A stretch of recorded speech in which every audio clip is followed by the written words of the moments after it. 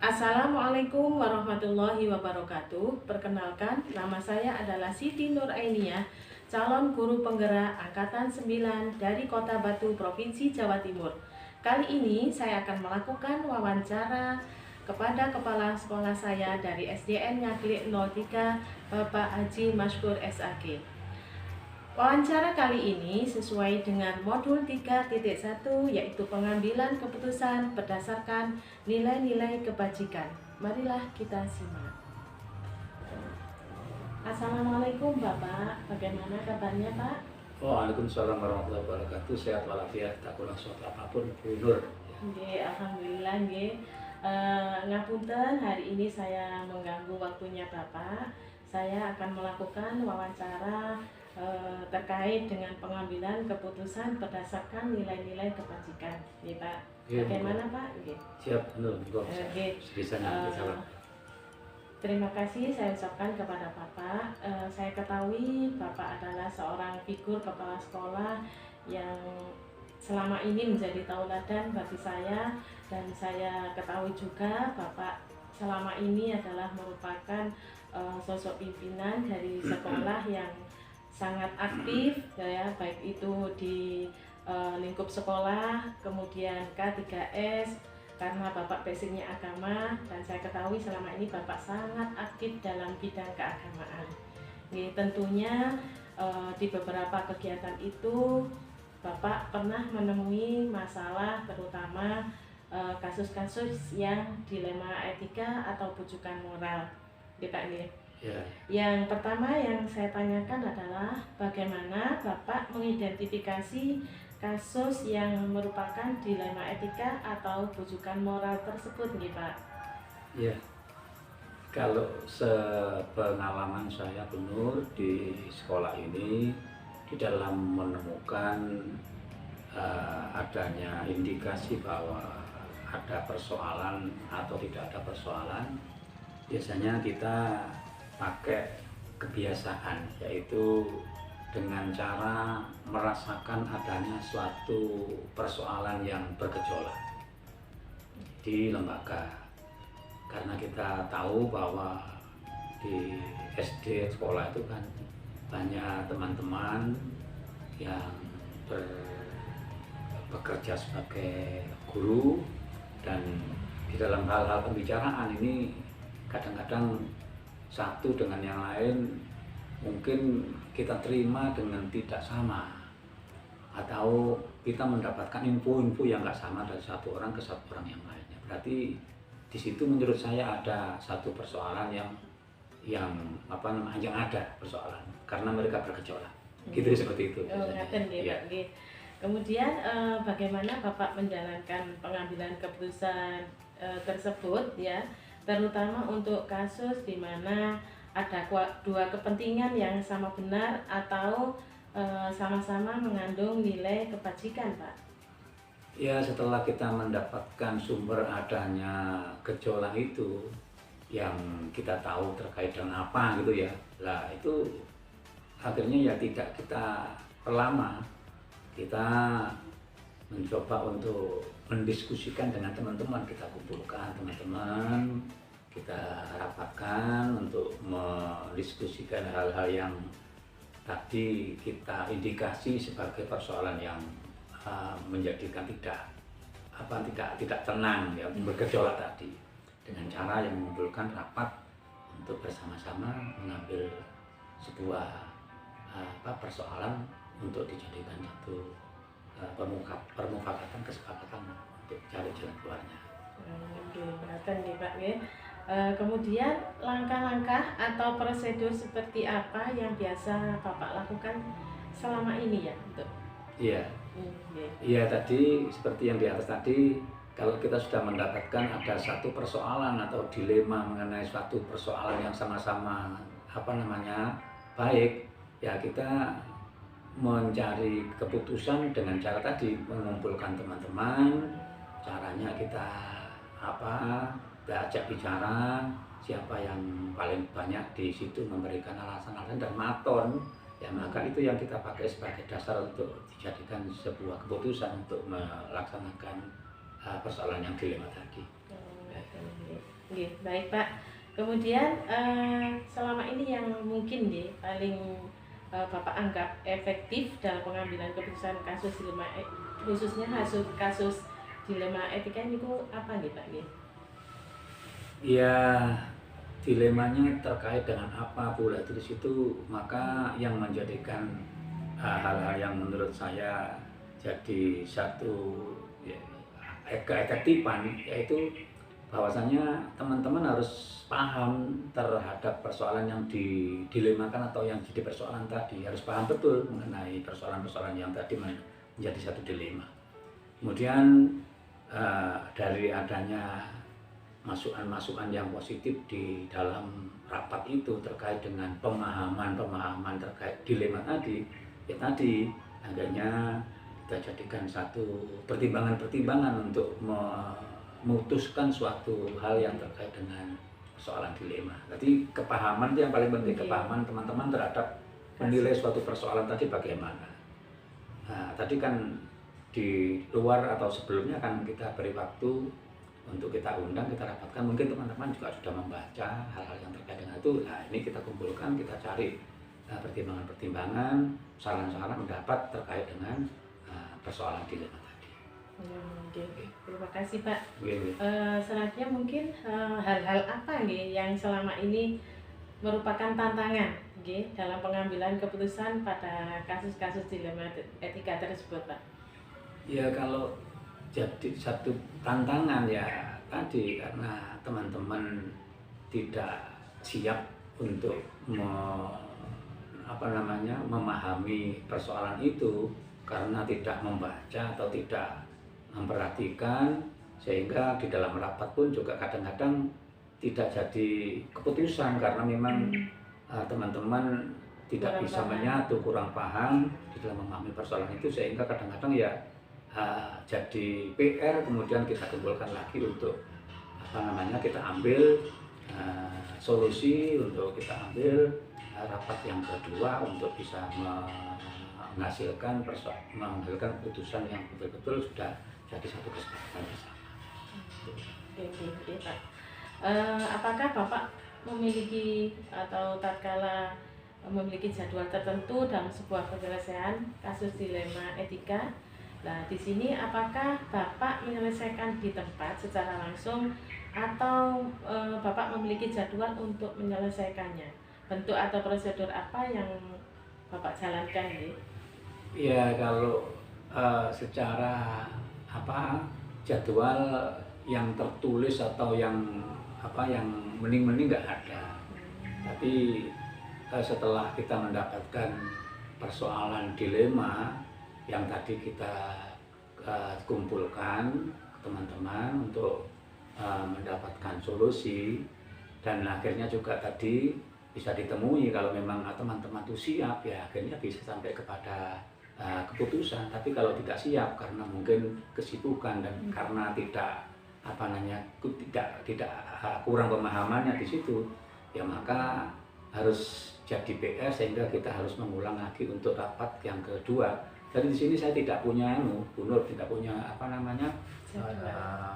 jadwal yang mending-mending, tapi hanya jadwal rapat saja untuk bisa memutuskan persoalan yang terkait dengan adanya dilema tadi. Undangan mendadak, tapi nggak mendadak betul, nggak sekarang undangan terus rapat, nggak, tapi mungkin besok atau besok lusa kita undang dulu sehingga mereka siap, dalam arti mungkin sudah belajar dengan teman-teman yang lainnya di sekolah lembaga yang lainnya dan sebagainya. Oke, terima kasih Pak. Selanjutnya mungkin dalam memutuskan ini, adakah seseorang atau faktor yang mempermudah atau membantu Bapak dalam pengambilan keputusan dalam kasus-kasus dilema etika ini? Ya, tentunya keputusan itu tidak bisa dibuat oleh seseorang, Bu Nur, tapi dibuat secara kebersamaan. Nah, untuk menuju kepada keputusan ini yang paling bisa memudahkan adalah ya tadi kepahaman teman-teman di dalam menilai atau memahami persoalan tadi, sehingga dengan serta-merta teman-teman bisa urun rembuk, bisa urun pendapat, bisa urun masukan, sehingga terselesaikan keputusan yang dibuat oleh bersama-sama. Yang jadi persoalan ya kalau teman-teman nggak paham. Jadi itu yang mempermudah adalah kepahaman teman-teman mengenai persoalan itu, dan yang menjadikan sulit ya karena teman-teman juga mungkin tidak punya komitmen atau mungkin tidak punya keterangan di hal-hal seperti itu. Nggih Pak, matur nuwun. Dari semua yang Bapak sampaikan ya, pembelajaran apa yang dapat Bapak ambil dari pengambilan keputusan tentang masalah atau kasus dilema etika ini Pak? Ya, pelajarannya ya tadi benar bahwa sebuah keputusan itu tidak mutlak diambil oleh kepala sekolah. Tapi keputusan itu adalah suara bersama, yaitu kebersamaan pendapat yang dijadikan satu pendapat bersama-sama untuk dijadikan satu putusan bersama-sama. Tadi bukan keputusan perseorangan, tapi keputusan bersama-sama dari teman-teman yang ada di lembaga itu. Oke. Oke, baik Pak. Mungkin dari apa yang sudah Bapak ungkapkan tadi mulai awal hingga akhir ini saya bisa mengambil pembelajaran ya, khususnya untuk saya terapkan sendiri ya pada murid saya, karena tidak mungkin Pak saya punya murid tentunya ada masalah di sana. Oke. Kemudian dari Bapak yang sudah ungkapkan tadi itu bahwasanya dalam menyelesaikan masalah itu kita membutuhkan komunikasi yang baik, kemudian setelah itu adalah kita bisa bekerja sama dengan pihak-pihak yang terkait nih Pak agar bisa sedini mungkin itu kita bisa menangani kasus-kasus tersebut. Nah ini Pak sangat bermanfaat bagi saya ya, karena saya juga menerapkan teori yang saya peroleh dari calon guru penggerak ini dengan kenyataan yang sudah Bapak ungkapkan, yang sudah saya wawancarai kepada Bapak Maskur. Kemudian selanjutnya saya mengucapkan terima kasih kepada Bapak yang sudah meluangkan waktu sehingga saya bisa mewawancarai Bapak terkait dengan pengambilan keputusan berdasarkan nilai-nilai kebajikan, terutama untuk kasus-kasus yang dilema etika ini Pak. Iya. Terima kasih kembali Bu Nur, ya mungkin jawaban-jawaban kami itu adalah berdasarkan pengalaman ya, dari awal sampai akhir sejak kami jadi kepala sekolah. Jadi untuk jawaban-jawaban yang seperti keilmuan, yang penelitian dan sebagainya itu tidak kita alami di sekolah ini. Saya mungkin guru yang kepala sekolah yang mungkin tidak mengalami seperti itu, tapi kebiasaan kita di dalam memutuskan sebuah persoalan seperti itu. Mohon maaf jika ada kekurangan ya. Oke, matur nuwun. Saya sudah terima kasih, mohon maaf nggih Pak. Sama-sama Bu Nur ya. Assalamualaikum warahmatullahi wabarakatuh. Kali ini saya berada di Sekolah SD Muhammadiyah ya. Barusan saya datang ke sini untuk melakukan wawancara pada sesi kedua. Marilah kita simak. Assalamualaikum Ibu. Iya, bagaimana kabarnya Bu Ma? Sehat, ya Kak, batuk ini ya. Iya Kak, batuk ya Bu ya. Iya Bu. Mungkin pernah ada persoalan-persoalan yang khususnya adalah kasus-kasus dilema etika atau rujukan moral ya Bu ya. Mungkin yang pertama yang saya tanyakan, bagaimana Ibu selama ini ya mengidentifikasi kasus yang merupakan dilema etika atau rujukan moral ya Bu? Ya, saya rasa dilema etika atau rujukan moral ini masih belum familiar ya di kalangan kita. Tapi saya mencoba untuk bisa memahami dengan ya, meningkatkan literasi saya gitu ya. Ya, untuk kasus-kasus semacam ini kita memang nggak ada mengkhususkan gitu ya, mengidentifikasi secara khusus enggak. Tapi pada akhirnya nanti kita bisa memahami yang mana ini kasus kita perlu untuk mengidentifikasi nantinya setelah kita memahami apa itu yang mana dilema etika, yang mana rujukan moral. Iya, atau nggih, atau rujukan moral nggih. juga. Nggih. Itu ya, Kan Bu itu ya. beda ya, beda ya. Iya. Benar salah gitu ya. Dilema etika atau rujukan moral. Ya, dilema etika dua kasus itu, rujukan moral. Kita menggunakan moral kita untuk mengatasi kasus itu. Iya. Itu kan ada ya seperti keadilan lawan belas kasihan seperti itu. Ya, gitu. Terima kasih ya Bu ya. Kemudian selanjutnya bagaimana Ibu menjalankan pengambilan keputusan di sekolah terutama untuk kasus-kasus yang dimana ada dua kepentingan yang sama-sama benar atau sama-sama mengandung nilai kebajikan Ibu. Ya, di sekolah SD Muhammadiyah 4 Batu ini kepemimpinannya itu adalah kepemimpinan kolegial. Jadi kita dalam mengambil keputusan ataupun mengambil suatu kebijakan itu kita perlu komunikasi dan kolaborasi dengan tim, ya, tim manajemen ataupun kita di sini ada sebagai tim struktural yang mana ada waka kurikulum, kemudian waka kesiswaan, waka humas itu. Jadi kita selalu berkoordinasi, berkomunikasi. Tidak harus saya ambil kebijakan sendiri begitu. Jadi kita perlu komunikasikan. Oke. Berarti untuk langkah-langkahnya yang biasa Ibu lakukan selama ini, langkah-langkah mengambil keputusan yang terutama kasus dilema itu, yang biasa diambil selama ini bagaimana? Selama ini kita lakukan itu. Oh, Jadi gitu. bukan langsung dari saya sendiri gitu ya. Tetapi itu tergantung urgen juga. Kalau urgen kemudian bisa kita adaptasi ataupun kita ada strategi khusus gitu ya. Tetapi tetap kita koordinasikan. Oke, terima kasih Bu. Kemudian adakah hal-hal yang selama ini Ibu anggap paling efektif dalam pengambilan keputusan itu khususnya yang dilema etika Bu? Saya rasa kalau saya anggap paling efektif mengambil keputusan itu adalah dengan melakukan komunikasi itu tadi, itu sangat efektif. Tapi kalau tidak ada komunikasi itu saya rasa tidak efektif karena bisa jadi ada permasalahan di belakang nanti. Iya Bu, benar apa yang dikatakan Bu. Kemudian hal apa saja Bu yang selama ini merupakan tantangan dalam pengambilan keputusan pada kasus dilema etika itu? Saya rasa kalau tantangan itu ya dimanapun, tidak hanya di dunia pendidikan, itu pasti ada pro dan kontra itu ya. Nah, kita bagaimana bisa menyikapi yang pro dan kontra itu dengan bijak gitu.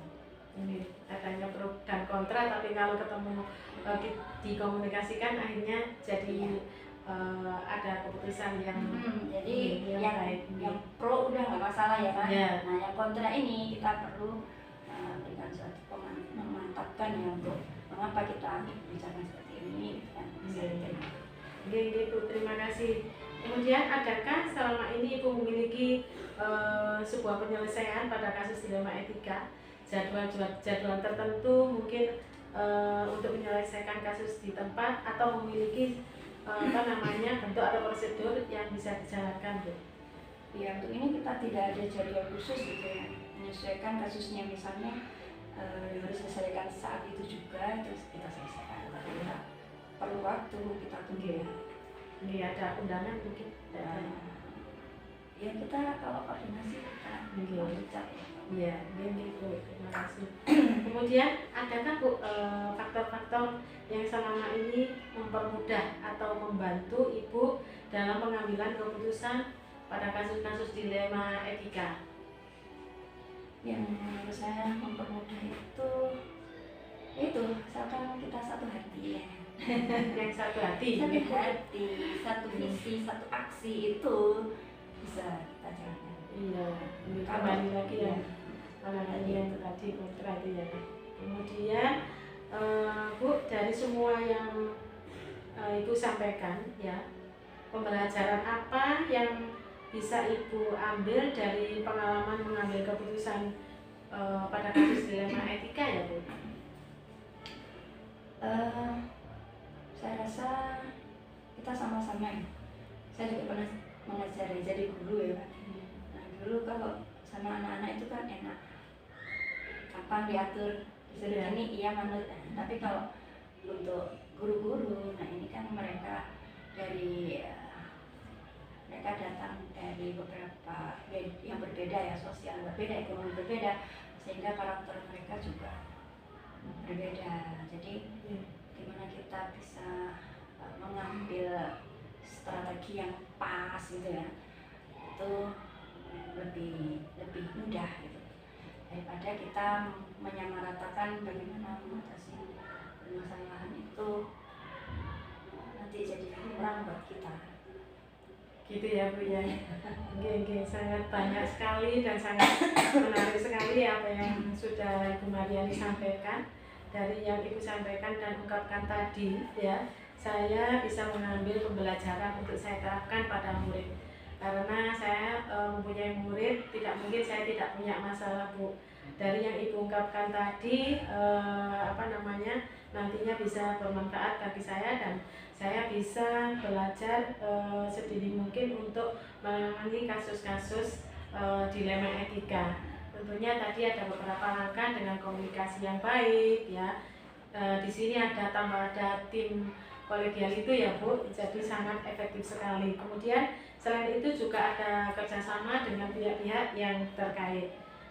Terima kasih ya, ini suatu ilmu bagi saya sendiri Bu untuk saya terapkan, karena saya menerapkan teori yang saya peroleh dari calon guru penggerak ini dengan kenyataan yang sudah Ibu ungkapkan dan sesuai dengan apa yang saya wawancarai tadi.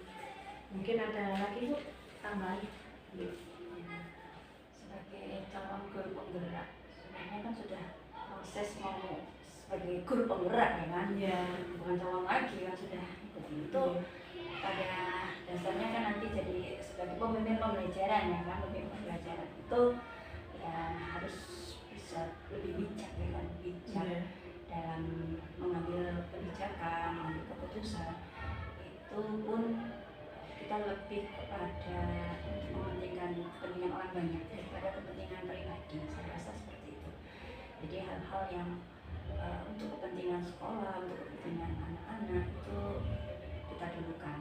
Memang sama-sama pentingnya ya, sama ada kepentingan, ada benarnya juga kalau kita, oh ya ini harus kita lakukan seperti ini. Tapi di kepentingan lain juga benar, ada benarnya juga, tetapi kita lebih mementingkan yang kita pimpin di sekolah. Ya, terima kasih Bu. Saya dari sini sudah mendapatkan banyak ilmu dari Ibu. Kalau misalkan memang nanti ada jatah ya Bu ya, jadi kepala sekolah, yang penting saya pertama ya yang mencari ilmu dulu Bu ya. Terima kasih Bu Mar, saya sudah mengganggu waktunya Ibu, dan terima kasih juga atas ilmu dan sambutannya di sini. Terima kasih Bu, saya akhiri. Assalamualaikum. Waalaikumsalam warahmatullahi wabarakatuh.